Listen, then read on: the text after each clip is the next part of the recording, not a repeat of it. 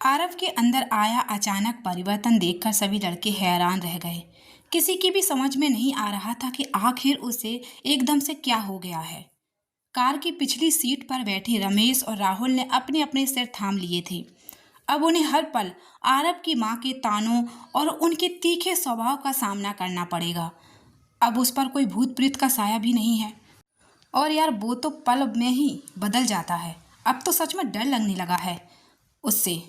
रमेश की लगातार बेतुकी बातों ने बाकियों की झुंझुलाहट और बढ़ा दी थी। गुस्से से तिलमिलाते हुए उन्होंने उसे छिड़क दिया, अगर तुमने अपना मुंह बंद नहीं किया तो मैं तुम्हें खुद गाड़ी से बाहर फेंक दूंगा। विजय की ये बात, जो उस वक्त गाड़ी चला रहा था, सुनते ही रमेश चुपचाप सीट से लगकर बैठ गया। उधर दूसरी ओर लड़कियां कुछ हद तक समझ चुकी थी कि मामला क्या था। आरुषि की कही एक बात पर तीनों की एक जैसी प्रतिक्रिया आई और अब भी इस सोच से संतुष्ट थी कि तनु और नेहा अब थोड़ी राहत की सांस ले पाएंगी। जो भी हुआ अच्छा ही हुआ, और वैसे भी हम चारों एक साथ हैं, इससे बेहतर और क्या हो सकता है।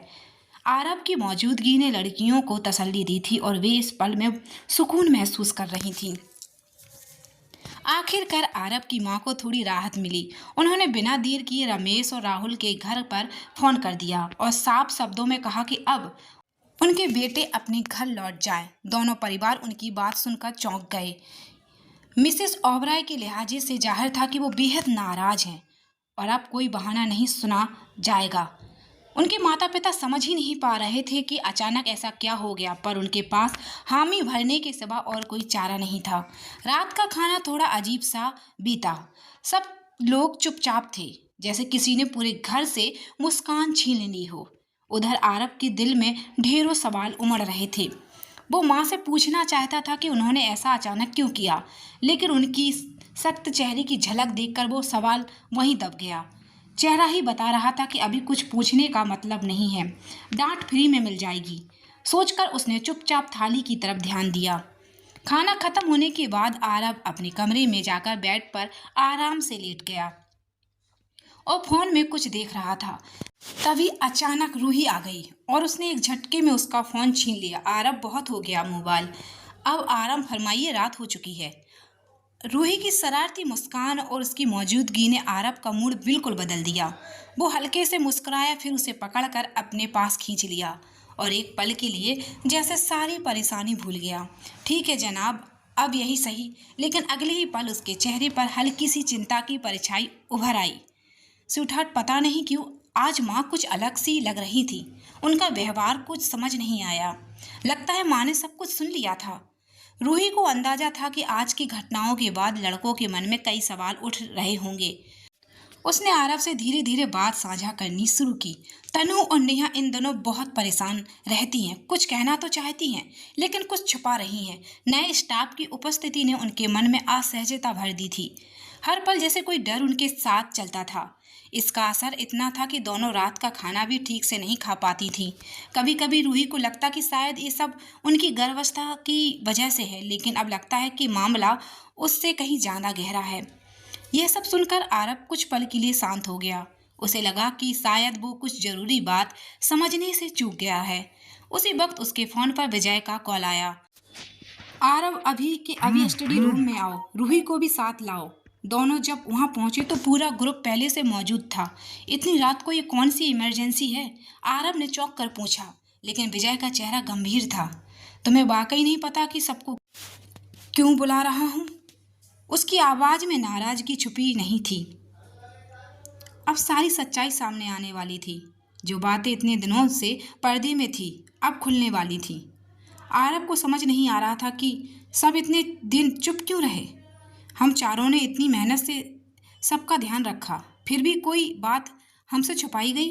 ये बहुत निराशा करने वाला है।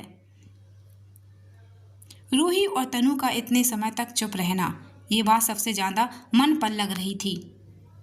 आज सुबह सुबह आरव की माँ को यूएसए जाना पड़ा। उनकी एक करीबी दोस्त की बेटी की शादी थी, लेकिन इस बार उन्होंने निया को भी साथ ले लिया।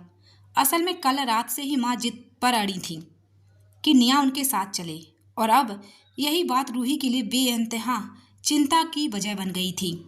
रूही को हर वक्त निया की फिक्र रहती थी। और निया भी रूही के बिना खुद को अधूरा महसूस करती थी। आरब को भी कुछ अजीब सा लग रहा था। उसके मन में भी निया को लेकर हल्की बेचैनी थी। रूही बहुत ज़्यादा सोचने लगी, लेकिन वो सही है। वैसे भी निया अब काफ़ी समझदार हो गई है। अरे नहीं, क्या तुमने गौर किया? जब से उसे पता चला है कि वो बड़ी बहन बनने वाली है,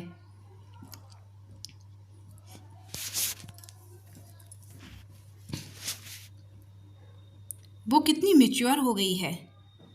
इतनी छोटी उम्र में भी स्वीटहार्ट निया अब बड़ी हो गई है।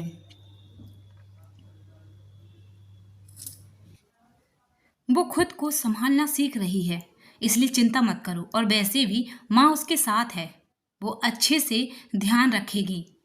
सबने रूही को किसी तरह दिलासा और भरोसा दिलाया। आरब ऑफिस में बैठा अपने काम में लगा था, लेकिन उसकी नज़र बार बार घड़ी की तरफ जा रही थी। वो यही सोच रहा था कि कार्तिक अब तक आया क्यों नहीं। क्या कुछ गड़बड़ है? कार्तिक, वो कभी बिना बताए इतना लेट नहीं होता था। सुबह से ही आरब और बाकी सब लोग उसे कॉल पर कॉल कर रहे थे, लेकिन उसका फोन स्विच ऑफ आ रहा था।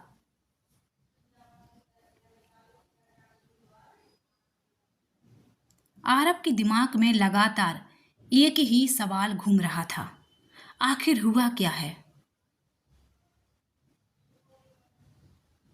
वो परेशान था। तभी रिसेप्शनिस्ट हड़बड़ाती हुई इसके कैबिन में आई।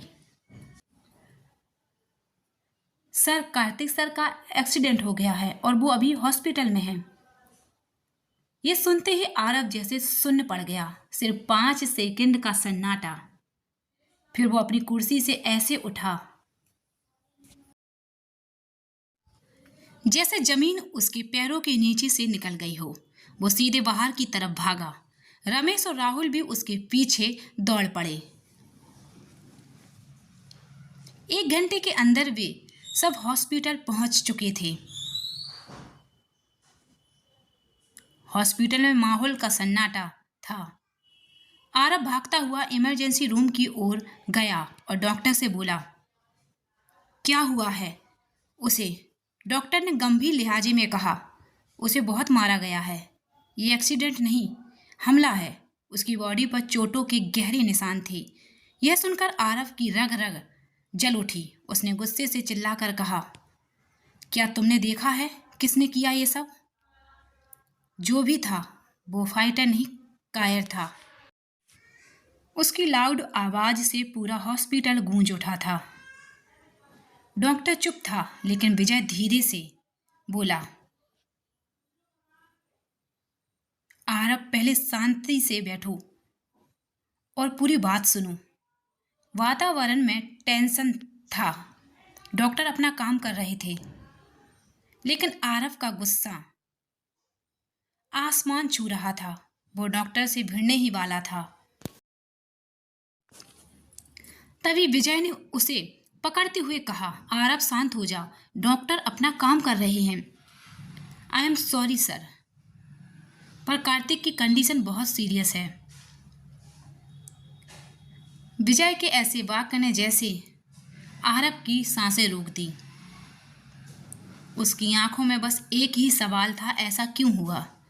थोड़ी देर बाद नमन भी हॉस्पिटल पहुंच गया। जैसे ही उसने कार्तिक का चेहरा देखा, उसकी आंखें भर आईं। एक तरफ आरब गुस्से से लाल बैठा था, दूसरी तरफ नमन का दिल चुपचाप टूट रहा था। कार्तिक का चेहरा वो अब पहले जैसा मासूम नहीं रहा। जख्मों ने उसकी मुस्कान छीन ली थी। नमन ने खुद को संभाला, लेकिन कार्तिक की हालत देखकर उसका गुस्सा भी फट पड़ा। उसने एक झटके में आरब का कॉलर पकड़ लिया और कहा, आरब, तू उसका सबसे करीबी था, फिर ऐसा कैसे हुआ? कैसे नहीं समझा कि उसे कुछ हो रहा है।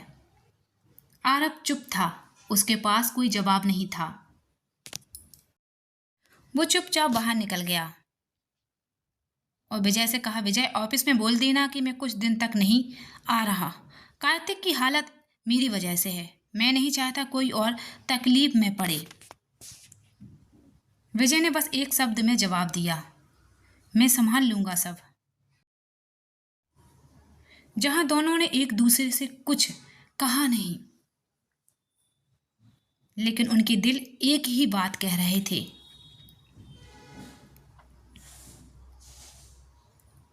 हमने तुम्हें खोने की कीमत बहुत बड़ी चुकाई है कार्तिक। आरव और नमन की हालत एक जैसी थी, चाहे कोई भी मैटर रहा हो। अब बस इंतजार था कार्तिक के होश में आने का। उनकी आंखों में नींद नहीं, बस बेचैनी थी। अचानक डॉक्टर बाहर आते हैं और कहते हैं, कार्तिक को होश आ गया है। कार्तिक धीरे से आंखें खोलता है। आरव झुककर उसका हाथ पकड़ता है।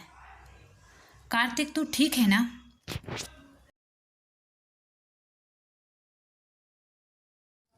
क्या हुआ था उस रात? कार्तिक बस एक ही बात दोहराता है, ऑफिस आते वक्त मेरा एक्सीडेंट हो गया था और बाकी मुझे कुछ याद नहीं।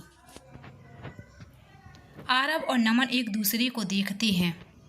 कार्तिक झूठ बोल रहा था, पर क्यों? हॉस्पिटल का दूसरा वार्ड, वहीं दूसरी तरफ आरुषि अपने एक डॉक्टर दोस्त से मिलने आई थी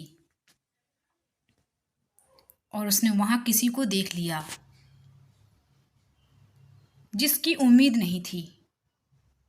विजय, तुम यहाँ हॉस्पिटल में? पर तुमने कहा था तुम ऑफिस ट्रिप पर हो।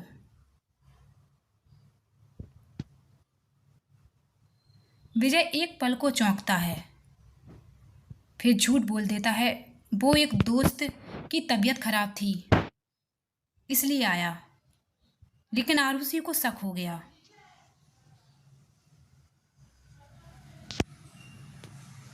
जैसे ही आरुषि बाहर निकली, उसने सब कुछ रूही और नेहा को बता दिया। तीनों लड़कियां हॉस्पिटल में पहुंचती हैं और वहां जो देखती हैं, उनके पैरों तले जमीन खिसक जाती है। जो सच सामने आया, उसने सबको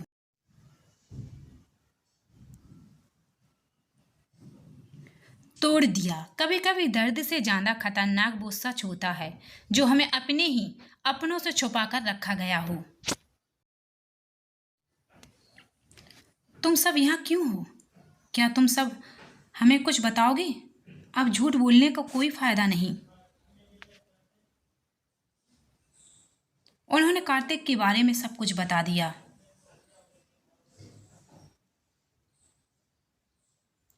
रूही को सबसे ज्यादा बुरा लगा कार्तिक की ऐसी हालत, और मुझे कुछ नहीं बताया। झूठ से किसी को बचाया नहीं जा सकता, बस वक्त से और दूर ले जाया जा सकता है। कार्तिक का डिस्चार्ज होने वाला है। गर्ल्स को मना कर दिया कि वो हॉस्पिटल ना आए, लेकिन आरव ने उसका सामना किया। मैं तुमसे आखिरी बार पूछ रहा हूं, ये सब हुआ कैसे? नमन गुस्से में चिल्लाता है, कार्तिक, अगर इस बार तूने सच नहीं कहा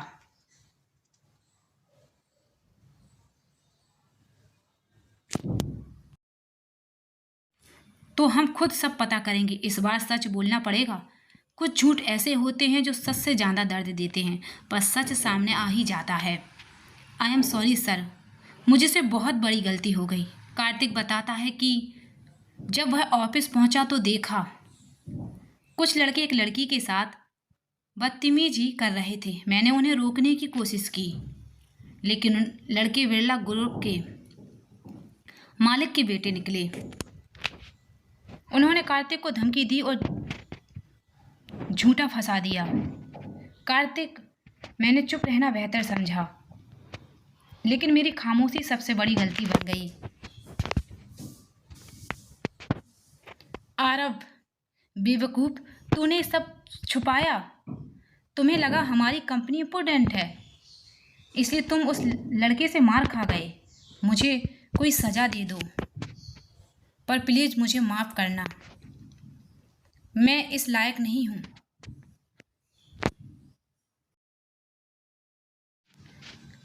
कभी कभी इंसान सच छुपाता नहीं, बस उस पर भरोसा टूटने से डरता है। पर जब सच्चाई सामने आती है तो हर रिश्ता बदल जाता है।